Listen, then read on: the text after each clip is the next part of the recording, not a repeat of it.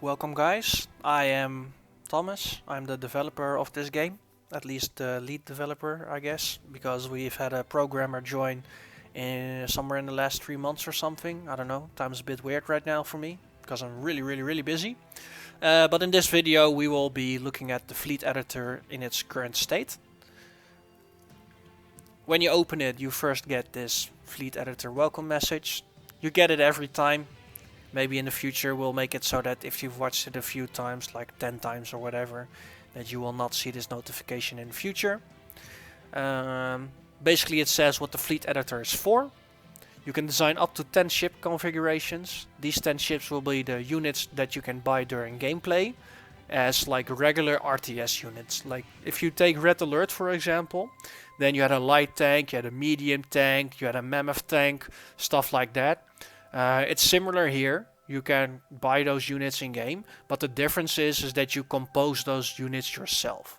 So you choose the frame for the unit, you choose the weapons for the unit, and you choose the modules for the unit. You do that by selecting a design slot, picking a ship frame, then choose the weapons and modules and save it.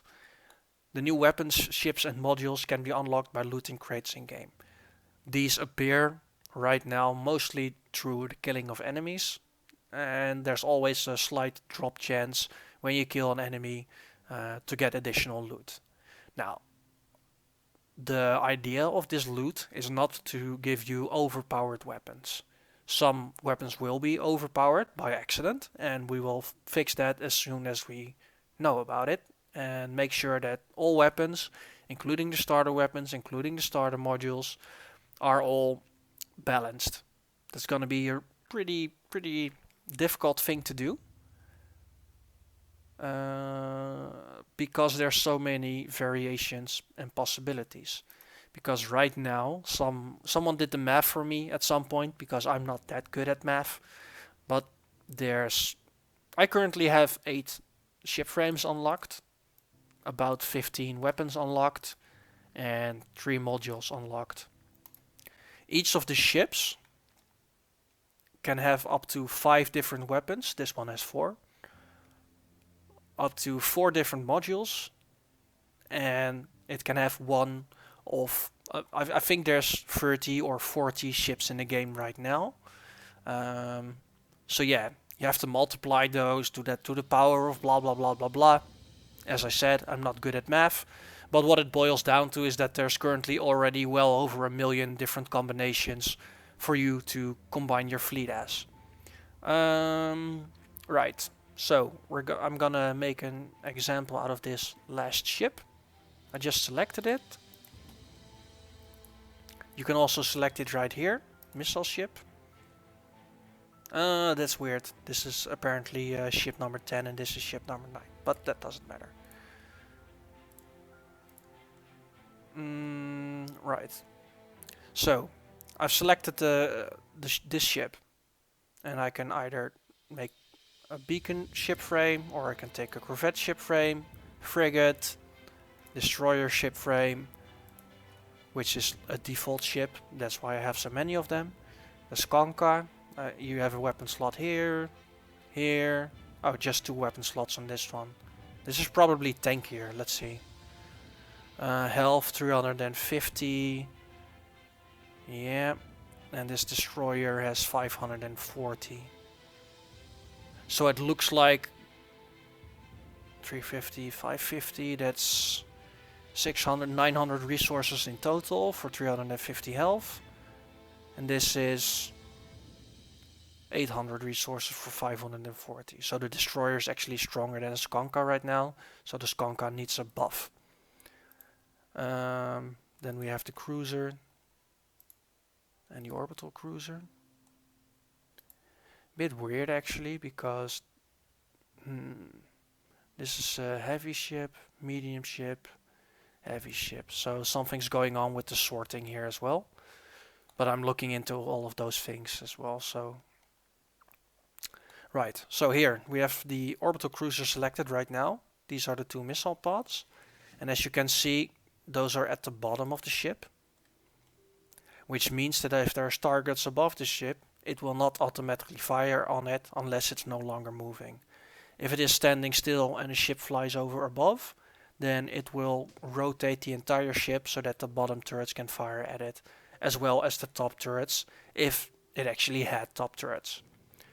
In terms of weaponry, we have multiple options. We have the autocannon, which is a default gun, which is good against medium units, less good against light and heavy units, and worst against building units. You can see it has 175 range. You'll notice in-game soon enough how far that is. 12-second cooldown per shot, but it has a volley size of 5, so every 12 seconds it fires 5 projectiles, which gives it a potential DPS of 3.33.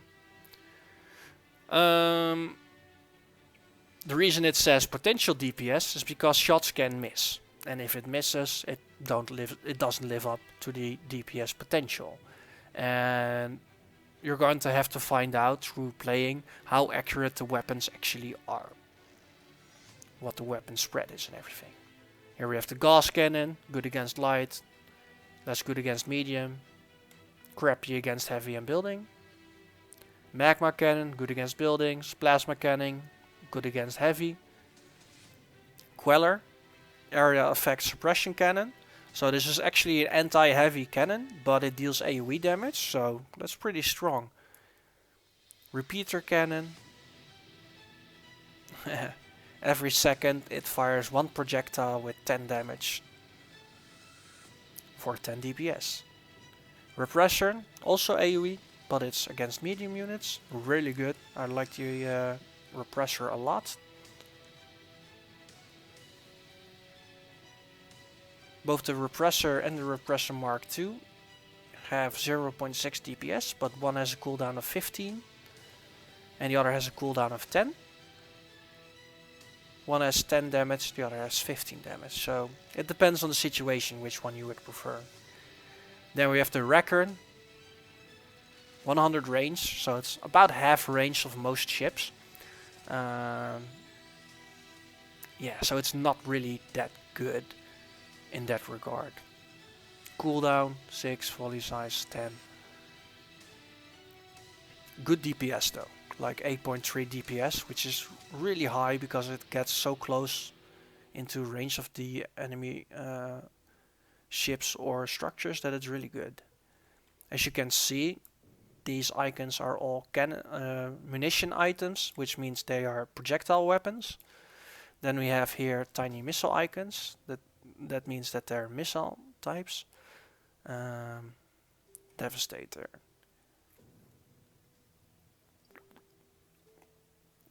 Fires 4 medium damage missiles. Speaks for itself. Missile pod, better against light. Devastator is better against medium.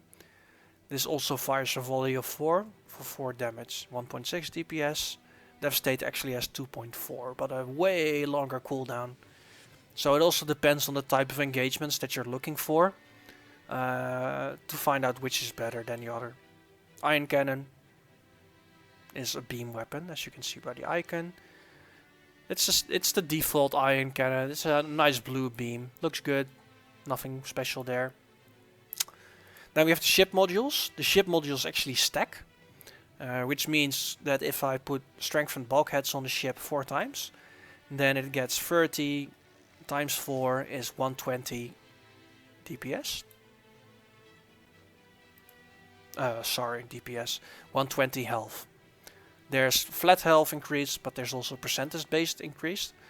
Flat health gets added first and then the percentage modifier is added. So let's say you get, let's say this is 50 extra flat health times 2. Let's say you have 2 of these, then you have 100 extra health, and then if you have 2 modifiers that give it 25% health extra, then in total it gives plus 100 health, plus 50% of the current ship health, which is in this case 500 plus 100 is 600 plus 50% extra means that it will have 900 health after upgrades. We don't have the percentage modifier here, but yeah, you get the idea. Then we have recycled materials, reduces the metal and power cost of attached ship by 5%. We have an engine booster, which increases the ship speed by 5.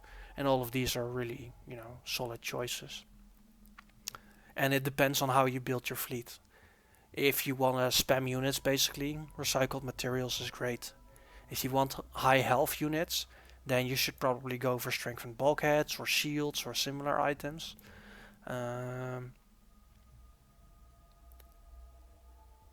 Yeah, and the engine boosters, if you would like to make a raiding fleet, get in, destroy a refinery and a bunch of harvesters and get out again.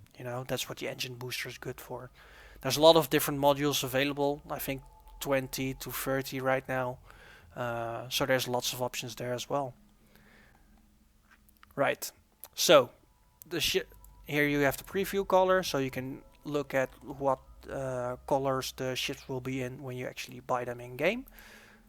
These are the ships that I've made and or are default. I like to put an S or an M in front of it to indicate if it's a small or medium unit. And I also like to write down the purpose, but you can name them however you want. I call it a small anti-light, small anti-fleets, which has AoE damage, small building killer, medium anti-medium. You get the idea. I'm gonna see single player wave defense. Skirmish is being added as we speak.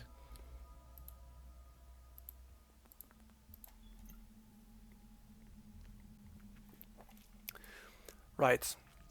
Metal, power. These are the ships we can build. Gonna build a refinery. I'm gonna build one of these, and one of these. And here you can invest in unlocking different technologies. So if you want to build medium ships, you're gonna have to unlock medium ships. Same with heavy ships. And these are actually building unlocks. You see that we can now also make the harvester because the refinery has finished. Right. So while the camera is in cinematic mode, I will unlock the medium ships. And as you can see, we can now build the medium anti-heavy, medium building rush. We're almost out of power, so we cannot unlock the heavy ships right now.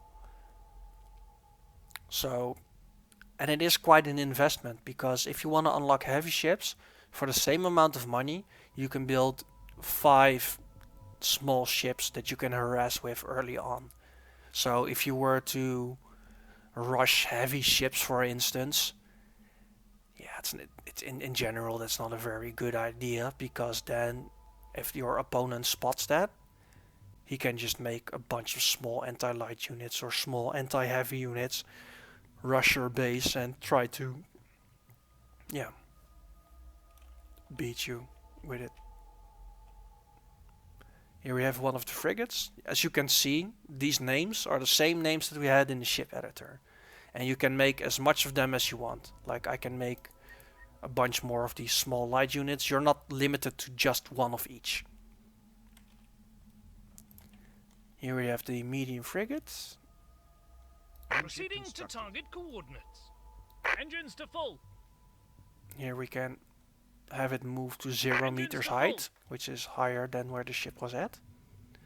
And then it will move there. You can do the same thing for an entire fleet. Reporting. So if you want to move up, you can just say, okay, ascend to 1,000 meters height. Ship reporting. And it will move there. You can track units with F. Anyway, this is the explanation of the ship editor. Right. Basically what we still need to do is get a whole bunch of people to wishlist the game on Steam. The more people wishlist the game on Steam, the bigger the player base will be on release, and the more people you will be able to play against in multiplayer. There will also be a single player skirmish mode at the very least. Single player wave defense is pretty much done, so you can also use that to farm items right now. Ship reporting. Let's see. So yeah, if you like what you're seeing so far, please wishlist the game on Steam. Please follow on Steam. I have no idea what follow actually does, but it's good for the Steam algorithm apparently.